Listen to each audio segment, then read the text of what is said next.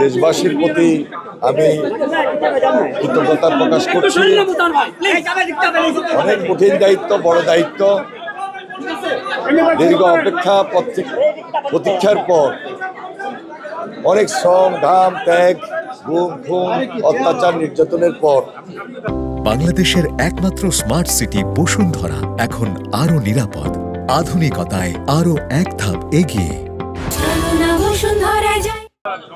আমরা এই নতুন কঠিন দায়িত্বটুকু গ্রহণ করেছি।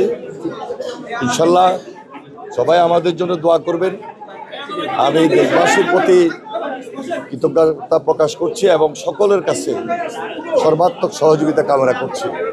ইনশাল্লাহ আমরা আমাদের দায়িত্ব থেকে জনাব তারেক রহমানের নেতৃত্বে আল্লাহর হুকুম আমরা যেন সুন্দরভাবে সকল দায়িত্ব সুন্দরভাবে পরিচালনা করতে পারি এবং সবার ঊর্ধ্বে উঠে দলমত নির্বিশেষে সকলের সহযোগিতায় সুন্দরভাবে যেন সব দায়িত্বটুকু পরিচালনা করতে পারি। দোয়া করবেন সবাই ইনশাআল্লাহ।